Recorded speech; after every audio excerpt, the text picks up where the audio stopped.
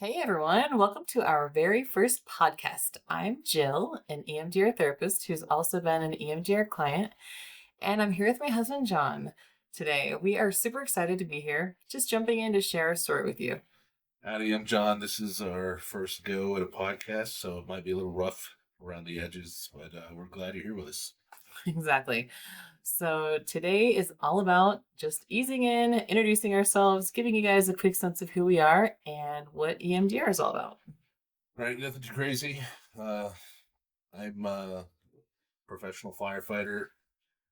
Jill here. She is a licensed professional clinical counselor, and we're going to speak about EMDR, which honestly saved our marriage. Yeah, it really has. And that's why we're trying this podcast thing and opening up about EMDR and how it changed our lives. We really want to share that with you, but today's just introduction, so we're going to keep it pretty simple today. Yeah, EMDR therapy overall seems kind of intense, but it's not as complicated or crazy as it seems. Give you a quick rundown today, and I think you'll want to hear more.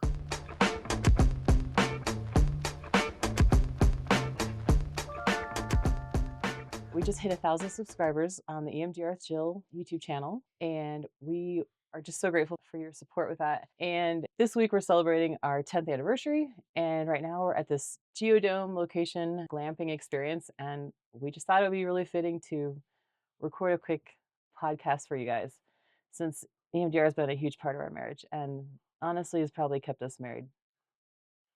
Yeah, that's fair.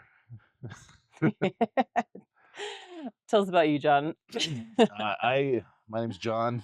I am a full-time professional firefighter. That's my regular gig. I wouldn't say it's my day job because I work for 48 hours straight. It's a big part of my life, but the other part of my life is my family, and Jill is a huge part of that. And Jill wanted me, well, she wanted to do this YouTube channel because she had this idea where EMDR was this hugely helpful technique, and she felt like a lot of people didn't really know about it, so she wanted to spread that out to the world. And at first I wasn't too keen on the idea, but I love Jill, so I was willing to help her with anything as long as it's legal. Mostly legal anyways. That's why I'm here helping her with that. And I do most of the technical side stuff. I do like video editing, shorts. I do EMDR, like 3D modeling. I taught myself a lot of programs in order to do that. What does all that have to do with what the viewers have seen already? Well, Can you like tell for them? example, the balls. Those are our most popular videos, and those we make those in Blender, and then we cut them. We edit them in DaVinci, and that's what I do. I do stuff like that. So when you guys click on the remote EMDR dot, we have a bunch of different colors and color combinations and sounds and speeds. That's what he's talking about. What he's figured out how to do. Yeah, Blender is kind of a difficult program to get into. It's a 3D modeling program, and it's when you first it's like a completely different language. It's like when you first dive in, it's extremely difficult. But thanks to YouTube, there's so many helpful tutorials out there. It was not impossible. It was just understanding how to ask the right question. But I mean, that's not what's important. What's important is the therapy itself, and helping people, especially in my opinion, helping people that might not be able to get help otherwise. Okay, so tell us about your first impression of EMDR and kind of how that's evolved to where you are now. Okay, so I'm like a very cynical person. I don't really buy into a lot of stuff. If somebody tells me something, especially something that, oh, this is the greatest thing ever, this thing is so helpful and can help so many people, it's like, you know, I like to see the proof first before I buy into anything like that. And when I first met Jill, when we were dating, she was explaining what she did for a living, which is a therapist and specifically an EMDR therapist. And she told me about EMDR, and I just kind of rolled my eyes. I'm like, I'm like, that sounds ridiculous. It sounds to me like something like ear candles or some other. you know, voodoo type stuff that people kind of buy into that doesn't really have any sort of scientific backing. Um, so when she told me about it, I just kind of like, oh yeah, that's neat, that's interesting. And But I was so desirable and amazing that oh you were yeah, like, well, like like, absolutely, I was "This is like, okay." So when you're first in a relationship, you just kind of gloss things over and just try to go along and get along.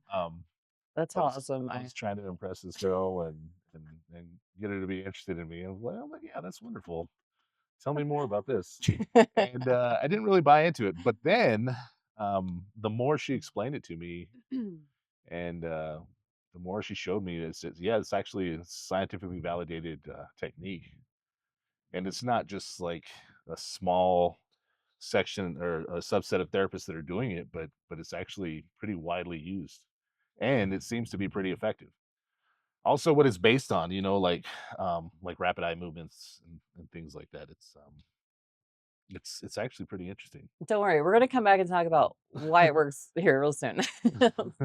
But I want you to tell us about, your first experience with it, if that's okay. um, so the first time I ever tried EMDR, I was open to trying it, and the first time I ever tried it was for an issue I had with answering the phone. It's like I hate answering the phone. I hate talking on the phone. It's like this deep-seated aversion that I have to it, and and I don't know. I probably had maybe 1 or 2 phone calls a month, and that's only when I had to talk on the phone. You know what I mean? And of course, my mother hates it. She wants to talk to me. She actually bought me a cell phone because I didn't have one for the longest time because I just didn't want one. I didn't want people to be able to contact me. And so I did EMDR on why did I have such an aversion to talking on the phone? And I actually had 2 jobs where I talked on the phone. I was like a 911 dispatcher for a while, and there's a lot of trauma dealing with that. The problem with being a dispatcher is you get the call and you hear the emergency, and then when the responders get there, you hang up, and that's it. That's the end of it. There's no resolution to that. But I also had some other issues, like just really bad news that I received, like just answering the or seeing the phone, seeing who's calling, and then just assuming the worst about it, and just like, man, I just avoid it completely if I could, just not deal with answering phones. And so I did EMDR, and the first time I did it, it actually improved my ability to just be okay with talking on the phone. And so That's it's entirely possible, it's just all placebo effect or whatever. But what's weird is, like, during the EMDR, it brought up some memories, like, at this point, it's probably 25, maybe 28 years ago, stuff that I hadn't thought about since that time, that it brought that up during EMDR. And that's what EMDR does. It's like you do EMDR, and it starts to bring up the reasoning behind these. You're like, "Oh, where do you feel what do you feel now?" And it's like, "Okay, concentrate on that." Or what did that remind you of? Okay, think about that and do EMDR again. And it just brings that stuff up. And at first it's kind of like, "Oh wow, this is a little traumatic." But what it's doing is it's bringing that up so that it can store it correctly so that it's not traumatic. And so that kind of made me a believer. so are you comfortable telling us about those memories? That's 100% fine if not. I'm just curious, like the ones that you said were 25 years ago or something? No. Okay, that's fine. I don't know what they are, and I'm curious. I'm like, "Do I know about this?" No, you don't know about it, and it doesn't. I don't think I've Okay, ever yeah. discussed even the stuff around it with you, but it's not. I Okay, don't know. that's okay. I thought I knew everything about you. Yeah. So that's actually something that I really love about John, is when we were dating, he would answer, like, any question I had. Like, I that's one of the reasons I really fell in love with him. I just loved that he was just so raw and open book and would tell me anything. I'm not trying to manipulate you into telling me about this, by the way. But I just love that. It was really, like, so attractive to me. I think like what was interesting to me is I had never even thought about like answering the phone, having any ties to being a dispatcher because I knew that he had been like worked for dispatch, and when he was talking about his experience with EMDR, I was just like, oh my gosh, that makes so much sense. You know, you're on the call, you hear something horrible, and you have no resolution like ever. And as a firefighter, he's a firefighter now. It's like you get to see the end of a call. You get to see what happens. And so while you have some loss and tragedy with that, you also get to see all the like amazing endings and like when things go well and you get I mean I assume it feels rewarding sometimes when you get to see how things go. Yeah, and another thing is when you think about a tragedy, you hear somebody screaming or something like that on the other end of a phone, you imagine the worst. You Mhm. you you picture the worst situation possible, and that's what you remember in your brain. It's kind of like it's kind of like Jaws. The shark was so much scarier when you couldn't see it, when it Mm. was grabbing somebody from while they were floating on the water and you didn't see the shark. And that's what was so scary about it. And once you saw the shark, wasn't that big of a deal. It's just a big Yeah. rubber monster. You know what I mean? Yeah. But when you can't see and you imagine the worst case scenario, and that's what stays with you because you don't get it resolved. You don't get to go there and see what actually happened. Oh, this isn't a big deal. Yeah. So everything is a big deal because you think of the worst possible outcome. Yeah, that would be so stressful. And that's all you're doing.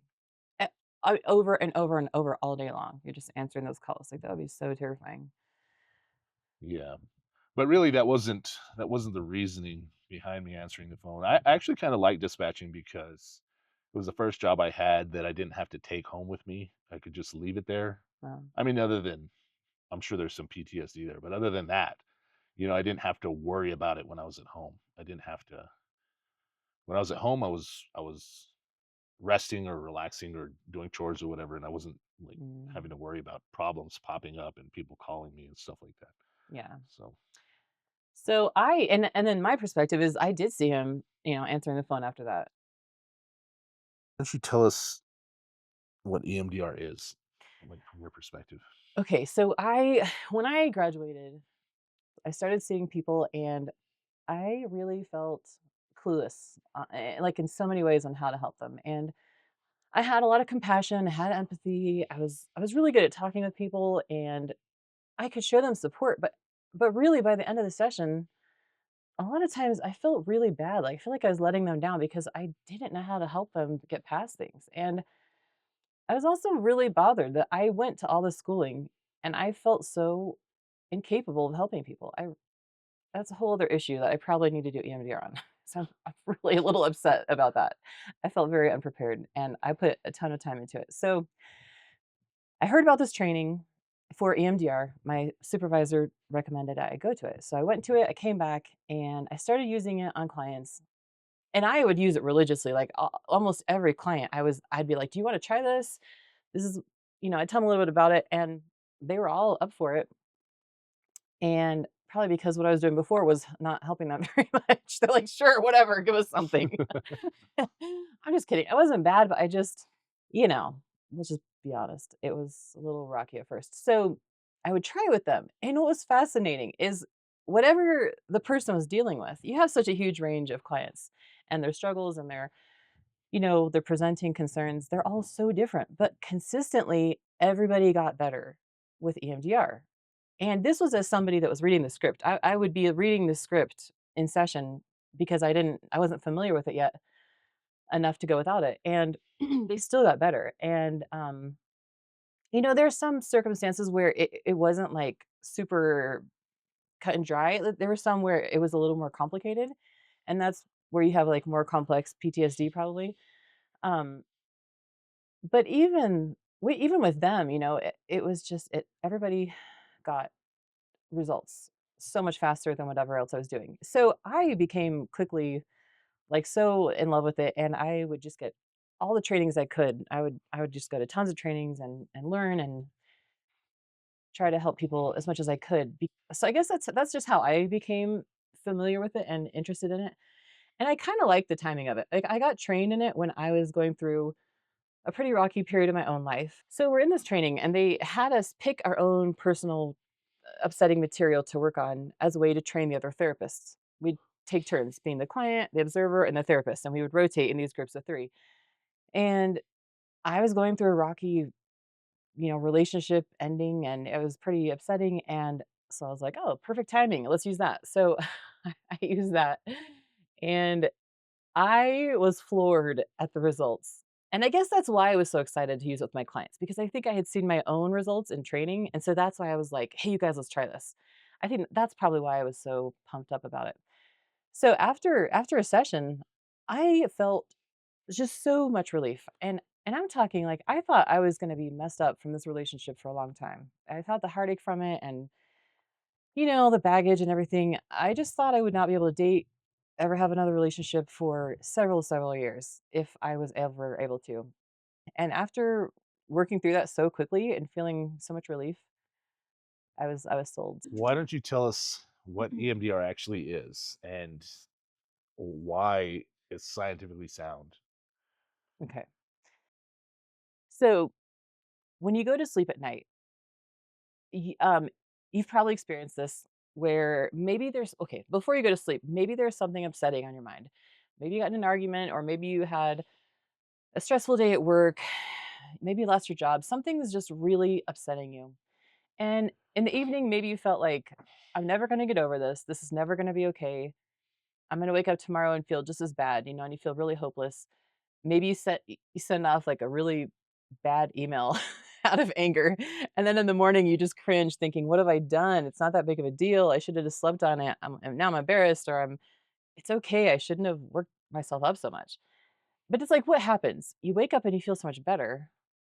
But you went to sleep feeling bad and you wake up feeling better. And what's happening is your brain it's digesting all this really upsetting material, and it's taking all the information you learned through the day and it's integrating it into this big neural network of all these memories and experiences that you already have. So we have this like big network of information from our whole life history. And your brain's taking this new material and it's just linking it up and integrating it. And what's so cool is like that's how it desensitizes the painful experiences is when you're in the rapid eye movement stage of sleep. You're dreaming and your eyes are going back and forth. And there are different theories of why this works, but what does happen is you wake up and you feel relief, and the good material, the good memories seem to desensitize the painful ones.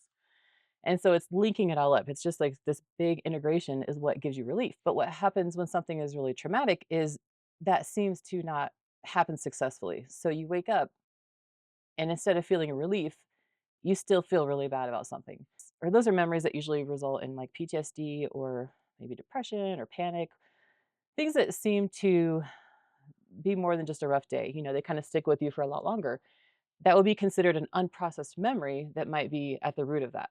So instead of this memory linking up with the network, it's staying isolated. It's like over here on its own, and that's all you can see. It's just activated, and it kind of feels like that's all there is.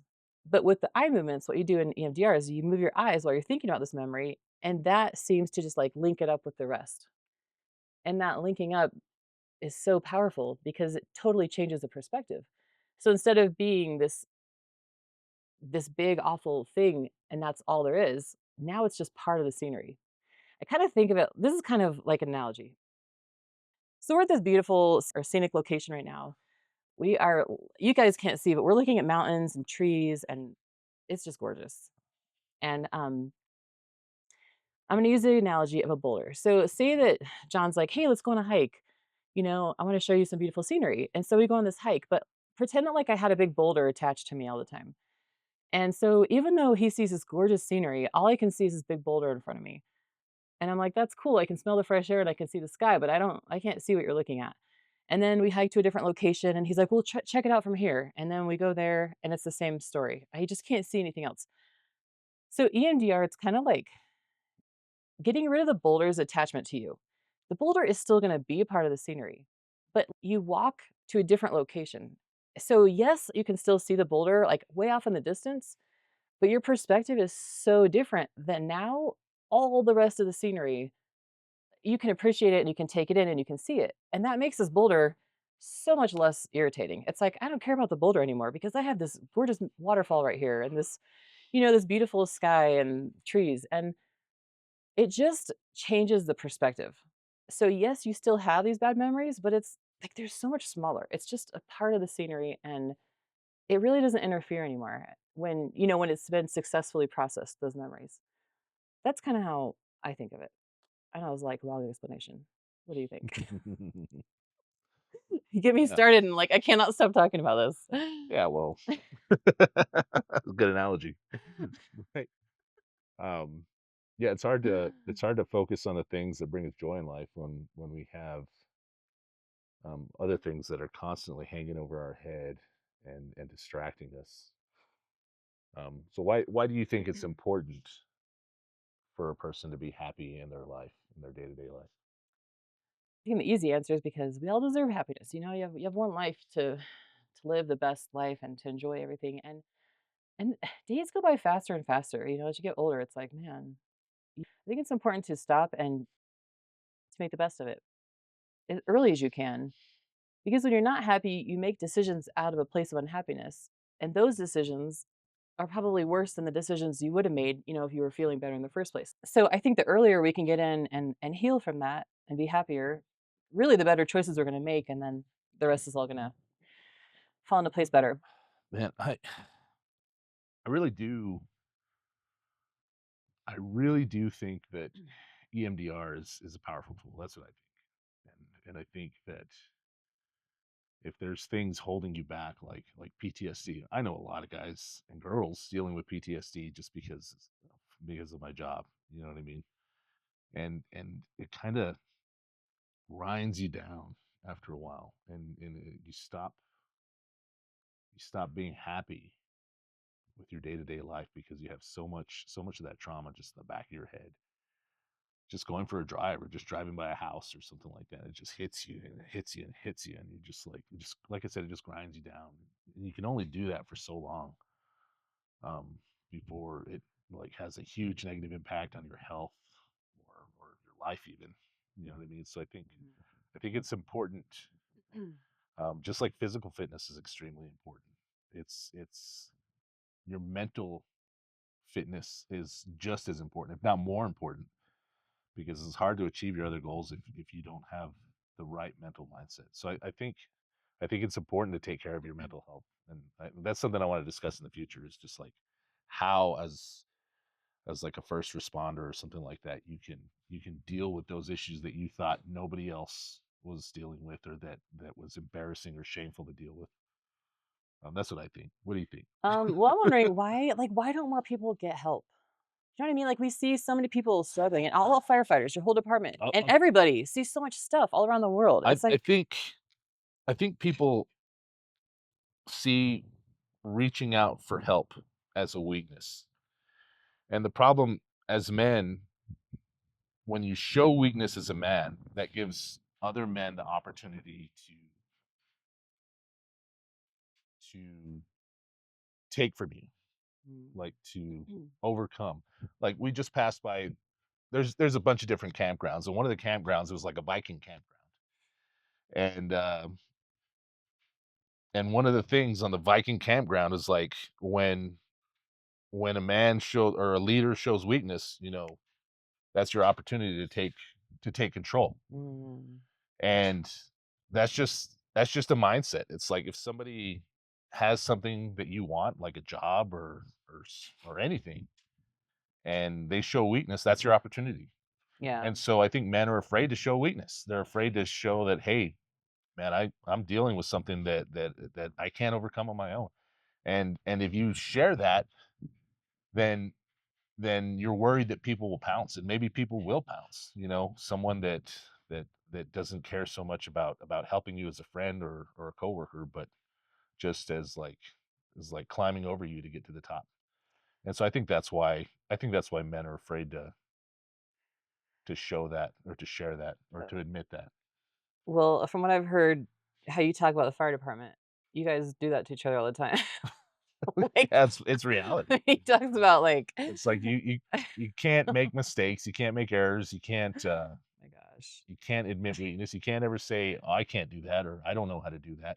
Um, like when I put on training, I'll have a probationary firefighter do a training that I know everybody is weak in, so that those experienced firefighters don't have to admit that weakness, but that they can experience the training as well. Oh, I was thinking of how you do it on purpose to them. Like Like, like to the probationary firefighters. You always, like, try to just tease them and give them a hard oh, time, we do. but We like wear them down to where they're. I mean that's pretty normal in the fire service. But what I try to do is I explain to them, hey, this isn't the academy anymore. This is your opportunity to improve yourself and to find out what works best for you when we're doing training. Mhm. Don't feel like you can't make mistakes or screw up or slow down and think about something and do it right, because that's the time to do it. When things are on fire and people are dying, it's not the time to do it. Yeah. When you're training is the time to do it, and that's not. I don't think that's normal. Okay, so we're gonna probably wrap up, and just in closing, I think I just wanna really, I guess, express my gratitude to you guys because you gave me a ton of confidence to keep going with this channel, and I did not know if this would, be something of value to people just talking about EMDR, and I have always been the sister in my family. I have 5 sisters, and I'm always the one that's just like, "Please take that video or that picture off of the internet." Like, "Oh my gosh, I hate being on the internet." I just I've always hated it. And so this has not been easy for me, but I feel like it will help you enough that I really wanna just give this a try. So, thank you for your support, and since this is our anniversary weekend that we're celebrating, EMDR has really been like a lifeline for it when we're both at our worst, because marriage brings out the worst, it just does. And, you're under stress, you have life to deal with, and the stuff you've never dealt with from your past, it all guess what? It's all activated in marriage. And so we are going to come back at some point if you're interested, and we'll go into more depth about that. Yeah, I think that'd be really great for the future, if people want. I think so too. I think um, if you're with somebody long enough, your lowest and weakest points will be with that person, and that's when the worst part of your trauma will come out. And so they're going to Yeah. experience it more than anybody. And that's what they say. Well, your partner knows you better than you. They also know the worst parts of you better than anybody else does. And so you have to be able to bounce back from that. You have to be able to heal from that, and you have to be able to provide that understanding for each other. Yeah. Well, this episode is wrapping up, but we are still going to be here to support you guys. We have a newsletter that's going to help us stay in touch. Sign up for the newsletter if you're interested in getting the latest videos or conversations from us, and you'll find a link in the description. And we're so excited to talk to you again soon.